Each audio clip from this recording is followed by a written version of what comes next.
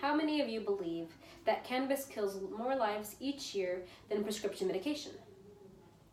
How many of you believe that cannabis should be legalized for medical use throughout the United States? Well, according to the Center for Disease Control and Prevention, more than 64,000 overdose deaths were estimated in 2016 due to prescription medication, whereas there has been an estimated 0 deaths due to cannabis use in the past year. I'm here to talk to you today about the medical benefits that legalizing medical marijuana will provide for the United States. There are many common misconceptions and misunderstandings of what cannabis truly is. When people hear the word cannabis, they usually refer to people who are criminals and drug addicts, when in fact it has its benefits.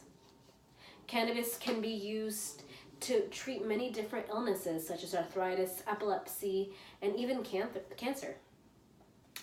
One of the most misconcepted ideas of cannabis is that it is highly addictive when truly it isn't.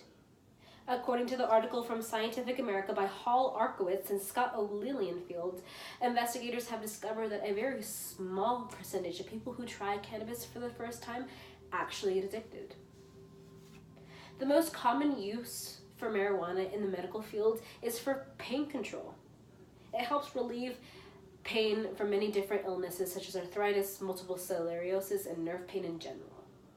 The Americans for Safe Access state that cannabis has fewer and less dangerous side effects than many of the painkillers out there. Cannabis is also used tremendously as a muscle relaxant. According to Harvard Medical School, people swear on its ability to lessen tremors due to Parkinson's disease. It is also known to decrease nausea and increase appetite for patients who are dealing with cancer and going through chemotherapy and radiation.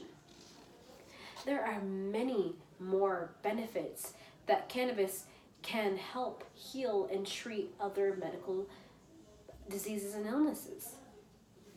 I want to share to you a story that really impacts on why we should legalize marijuana for medical use in the United States. The story goes to say that Charlotte Figge, a 6-year-old girl who was diagnosed with Dravet syndrome, which is a severe form of epilepsy, she had been having seizures that lasted 2 to 4 hours each day and was eating from a feeding tube.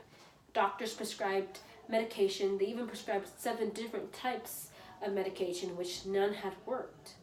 Her parents had lost all hope. Here I have a picture of Charlotte Figge. Charlotte Figge had lost the ability to walk, she had lost the ability to talk, and she had lost the ability to feed her own self, and she was having 300 grand mal seizures a week. Her family had lost complete hope. It wasn't until her mother, Paige, discovered medical marijuana and cannabis. It was a challenge trying to find a doctor to prescribe medical marijuana for her daughter since it was illegal. So she decided to move to Denver, Colorado, where she had access to medical marijuana for Charlotte.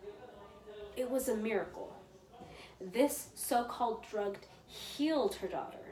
Charlotte was able to walk. She was able to talk after just 2 drops in her food each day. This is Charlotte now.